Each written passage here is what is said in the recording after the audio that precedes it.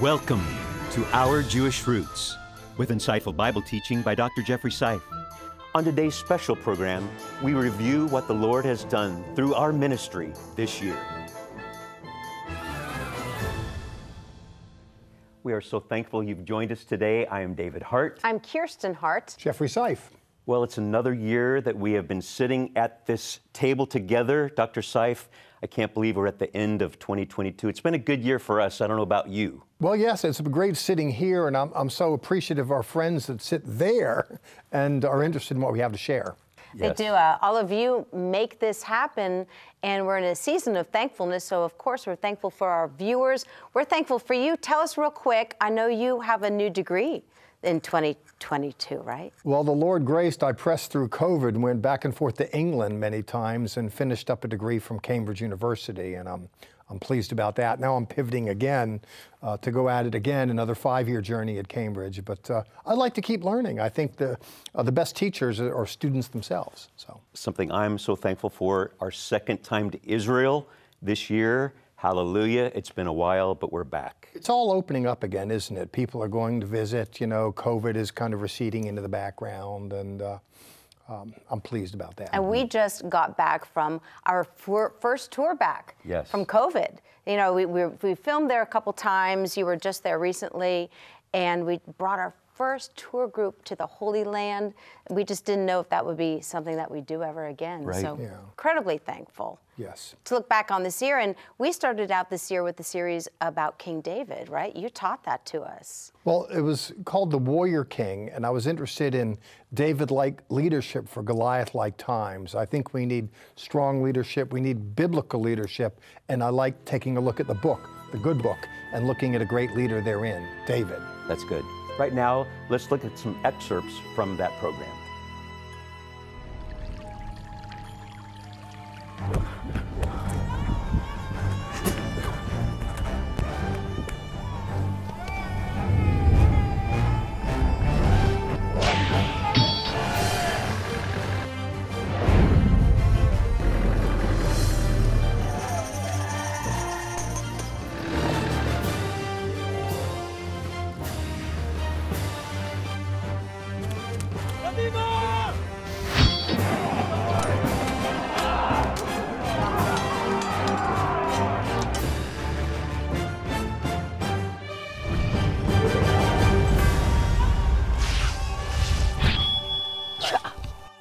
We're at a place that I wasn't planning on taking you to.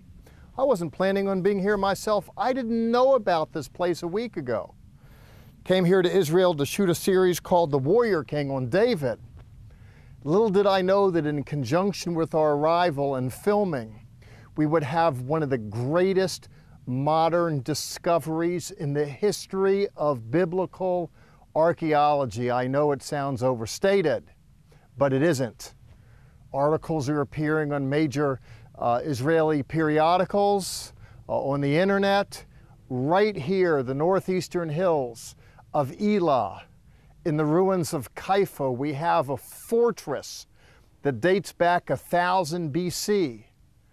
Now, what makes this find striking, and I'm coming to you from the middle of it, what makes it striking is the fact that right here, very recently unearthed were the oldest Hebrew scripts found to date, predating the discovery of the Dead Sea Scrolls by almost a millennia. I think it's a great story. Jesus Christ, when I grew up, I thought his father and mother were Mr. and Mrs. Christ. Then I was reminded that actually Christ itself is a Greek telling of the Hebrew Mashiach, Messiah. And the word Messiah itself comes from a word in Hebrew, anointed one. And why is that? Because in the Torah, there were individuals that when they came to office, they were anointed. Prophets, priests, and kings. And they were anointed with oil. And here we are in an oil-making factory, just like it was in Bible days. And here, the olives are put in and they're ground down. There's a number of grinding down processes to get the fruit of the olive. They put the olives under pressure It was a surprise attack, and the night belonged to David.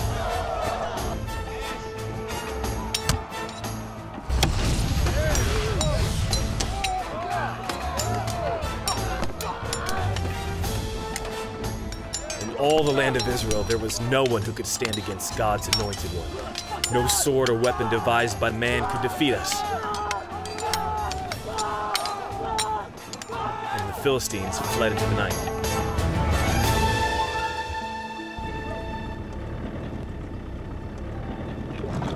Behind me is the Valley of Elah, a place where David sparked a revolution, if you will. For the longest, Israelites were oppressed, suppressed, repressed, depressed, and impressed with the need that something needed to change. And why was that? Because the Philistines were working havoc over here. And not just the Philistines here, but different steens at different places. And people were afraid. They were ready for a change, if you will. Talk about we need change. Well, they really wanted it. They needed it. And the time was right. Someone needed to stand up with some faith, and some biblical faith. A lot of people have a lot of ideas about what needs to happen in the world, but you know what? Finally, someone stood up with God's idea.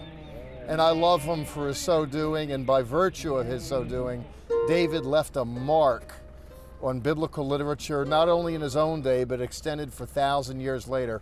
It all started here. What a fitting place to tell the story of the needing to contend and war, if you will, for God's sake. For us, for the most part, the implications are spiritual more than material, but we need to recover that radical edge. And I want to talk to you about that edge as we look at the warrior king and we consider the need for David-like leadership in these Goliath-like times.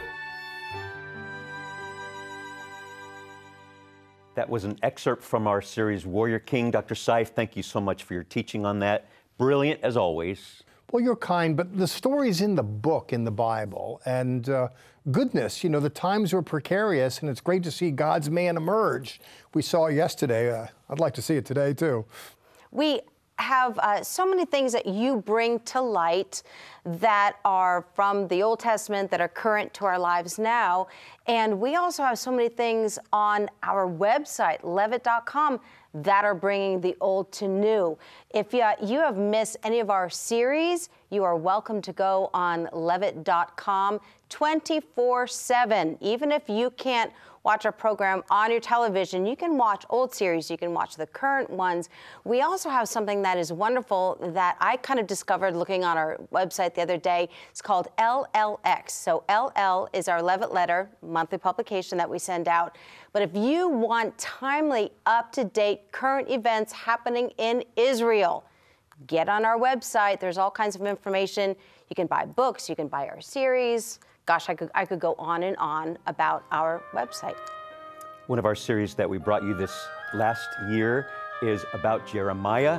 Let's go to an excerpt right now about his life. In the 6th century BC, one man stood alone against the pervading wickedness of God's people in the land of Judah. The prophet Jeremiah was chosen by the Lord to warn of pending judgment that would come at the hands of the Babylonians. Visions of an exile left him heartbroken and in tears. But Jeremiah remained faithful to his calling and recorded a message that would speak to generations yet to come. Standing tall with faith in God, he understood better days were coming, and there was hope over the horizon. It was a tough message. Jeremiah explained what he meant by it. He was explicit in his prophetic inventory.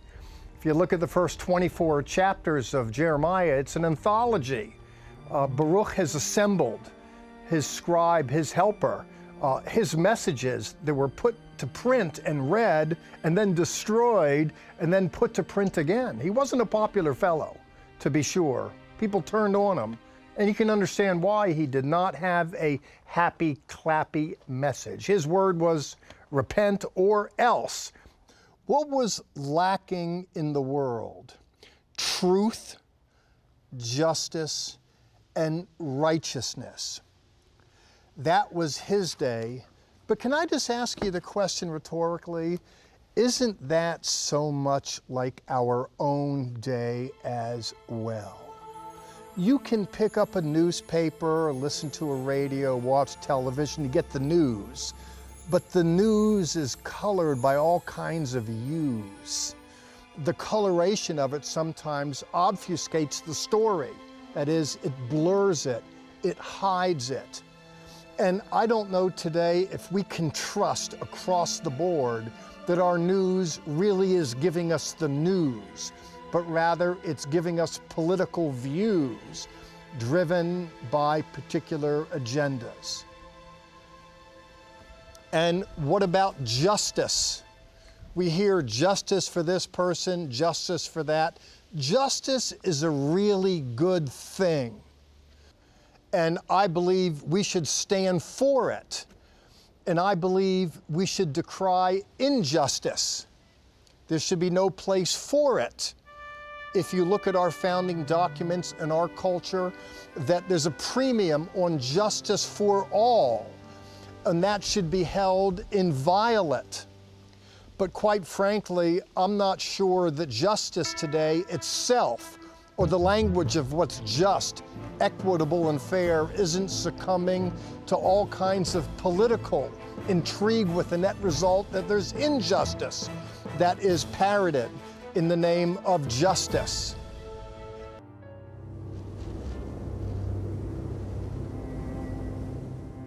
Jeremiah has been a faithful servant of the Lord.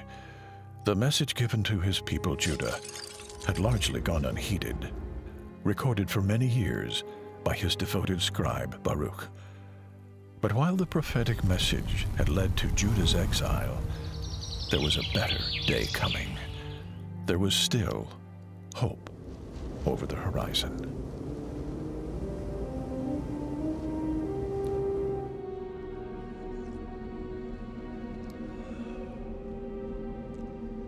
יום אחד כבשים יראו על גבעות אלה שוב.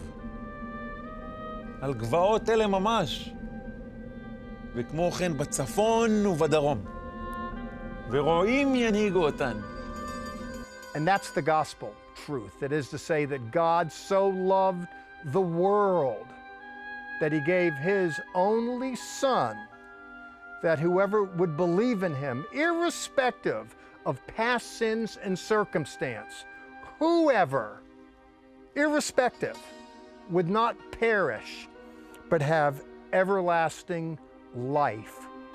That's the Newer Testament version of the story.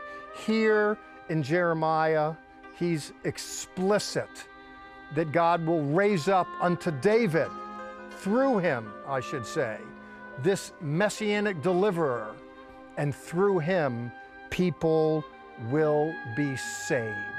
All people. When I look in Jeremiah's world, there's tough stories there, but he sees beyond it, and he knows, indeed, there's hope over the horizon.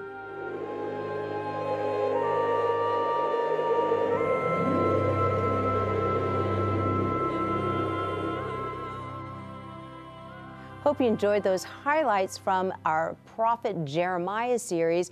There are some harsh words that Jeremiah had for the nation of Israel, but there was always hope. It was a tough moment politically. It was a tough moment spiritually. He spoke to the moment, but he spoke beyond the moment. That's the genius of Jeremiah. It is, and the genius of this program is the fact that we can take you to the Holy Land and you can see the restored Israel that Jeremiah talked about. It's incredible. Yes, and for those that don't go with us to the land, we can show it to you through the media that is television. I want to thank you for those of you that help us get that job done. I mention that because if it wasn't for you, sitting there and caring and sharing, we wouldn't be sitting here caring and sharing as well. And thank you for that. Me, I think 67 years of age, one of the benefits, and I'm oftentimes reminded of the problems associated with age. One of the benefits is kids are grown up, house is paid for. I'm not as worried about paying the bills as I was when I was 30, 40, and 50. there's a few extra dollars to spend, and I like investing it. If you're like me and find value in what we do, please invest in the kingdom through Our Jewish Roots and do it today.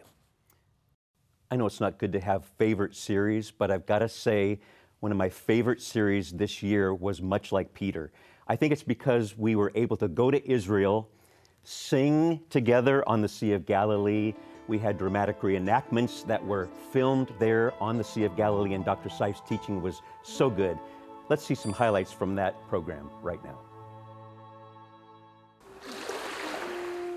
Sunrise on the Galilee. Simon Peter prepares his nets for a day at sea. Much like the sea, Peter is unpredictable, calm and steady. And then, in an instant, tempestuous. As we reflect upon the Lord's most intriguing disciple, we can see ourselves, because we too have been broken and then restored. We too, in so many ways, are much like Peter.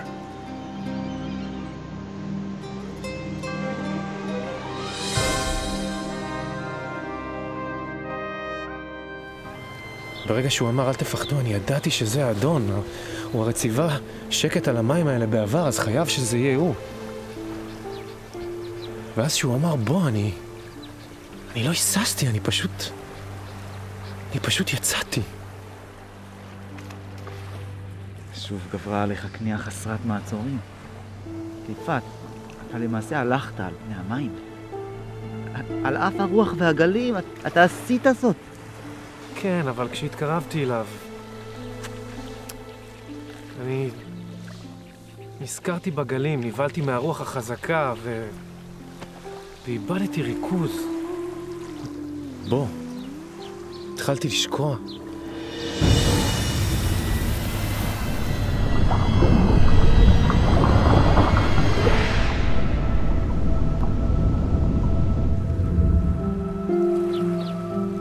ואז הוא הרים אותי ושאל אותי מה קרה לאמונתי, מדוע היה בי ספק.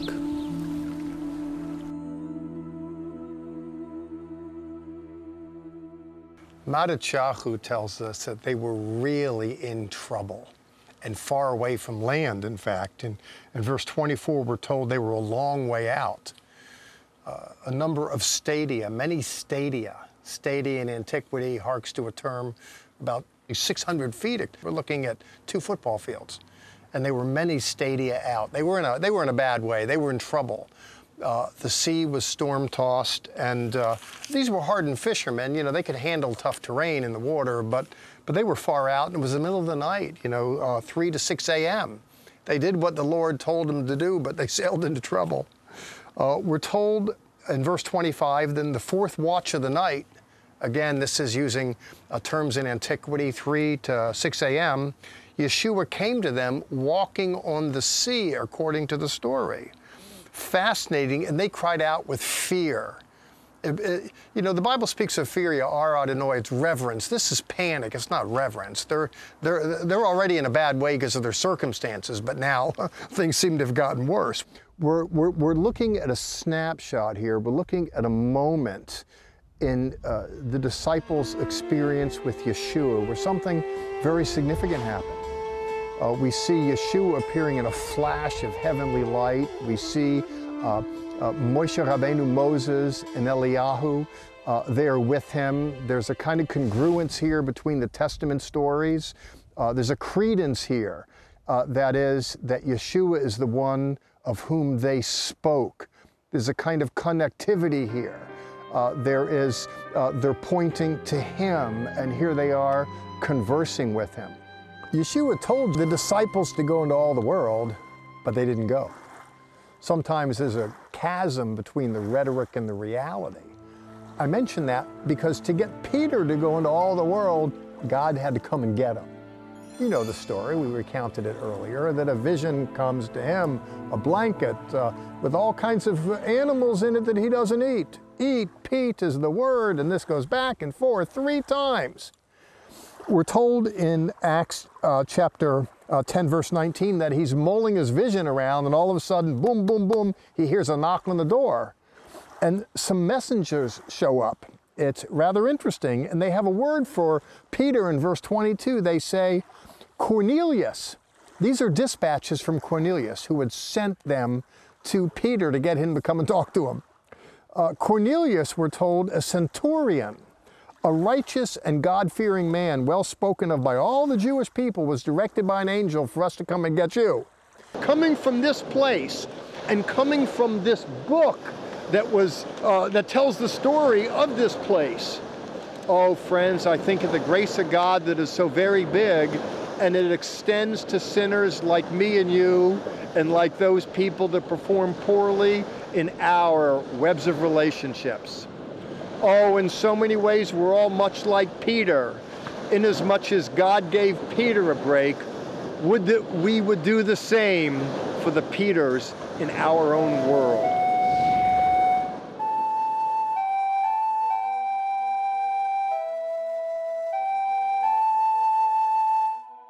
The Peter series, in my opinion, is spectacular, is just gorgeous visually also. But I think what our people don't see is you had to battle some rain, didn't you? And some wind. And you can't control the environment. You know, here we're in the studio, you can control lights and sounds. You just got to work with it out there. Happily, we have a great crew. And, yeah. In America, you know, one of our guys, Bill Elliott, does contract work with National Geographic. He's been in worse environments and learned to manage it. And between the crew that we bring to Israel and the crew that works with us there, it's straight up good team that we can make it happen irrespective of the weather. Right, and we have a good team behind the scenes that also run all of our social media sites. They're quiet, they're not on camera all the time, but if you are looking to find out what is currently happening in Israel, to watch our programs, we are all over social media. Yes. Dave, where are we? YouTube, Facebook, Twitter, Rumble, Instagram, Vimeo, Daily Motion. Just have to go to Our Jewish Roots, and we'll be there. Yeah, we're all over. Something on YouTube especially that kind of, should I say, caught fire was our standalone program all about the red heifer.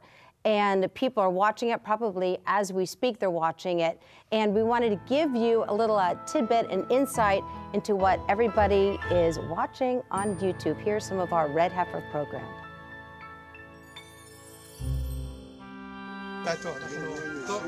עד עכשיו עשינו סיבוב ראשוני. אני אגיד לכם מה... רגע, הרב עזריה גם עלה. הרב עזריה פה? תודה בשם מצוות מציאת הפרה האדומה, שכל הכוונותינו יהיה לשם שמיים ושנצליח במעשה ידינו. So we have here rabbis, big rabbis from the land of Israel. All came out here, heard the news from last time that we came out here, and they were dashing from excitement. I'm ecstatic of what they heard, and we're hoping today, we just said a small prayer, we just said now, we're hoping that God will help us inspect and find the right red heifer, if it's one, if it's two, if it's many, as many, so we just are about now to do the inspection. And the inspection begins. According to Numbers chapter 19, a red heifer must be without defect or blemish, nothing, and must have never been placed under a yoke. Well, these rabbis from Israel used the Mishnah, an ancient oral collection of Jewish traditions, and with those in mind, they meticulously inspect the hairs of the heifer to be precise. Not only must the cow be pure and red, but it cannot contain more than 2 hairs of a different color. Imagine that. The cow has to be at least 3 years old, never haltered, and never impregnated. These qualifications have made the search for a perfect red heifer a near impossibility throughout history. And then there's today. There's a group of rabbis that have come from Israel to find the perfect red heifer. And that matters because they want to build the third temple. They believe that if they build the third temple, the Messiah will come, but that can't start until they find a cow, a red heifer without blemish. And then they want to kill it, burn its ashes, mix its ashes from the springs of the Gihon Springs, that would be the closest spring to the temple, and then with a special hyssop, sprinkle the water on the people at the ceremony, and then the Spirit of the Lord will come upon the people, and that's the beginning of the construction of the third temple.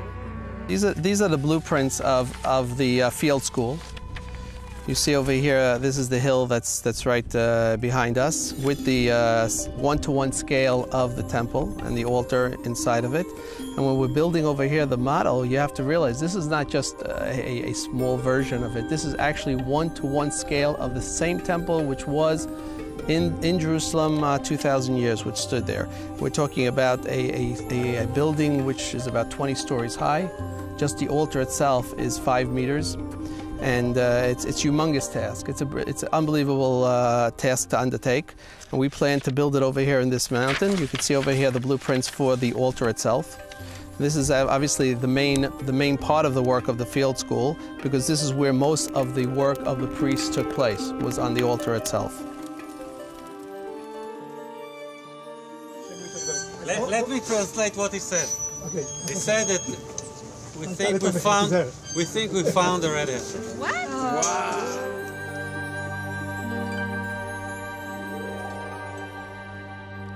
This ministry does Israel. This ministry does prophecy, looking at cattle making their way to Israel. Some don't see much in it, but there's indeed something to it, because before the temple is reconstructed, there needs to be a special sacrifice with a red heifer, according to Jewish religious authorities. And we're seeing they made their way to Israel. We love bringing you the news. We think there's something special in this, and I trust you agree.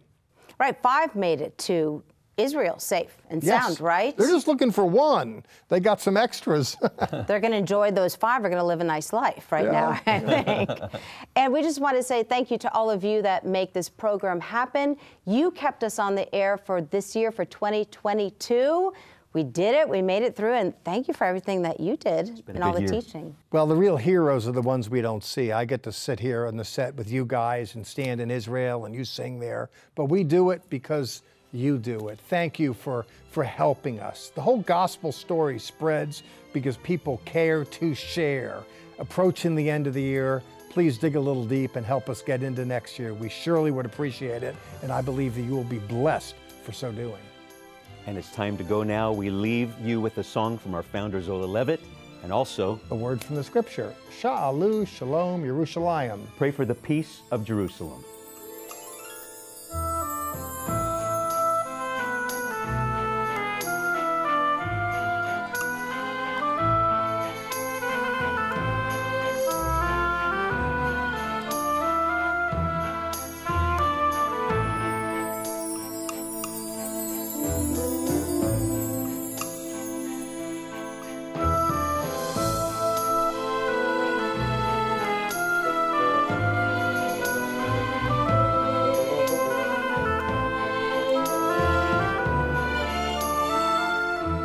This has been a paid program brought to you by Zola Levitt Ministries.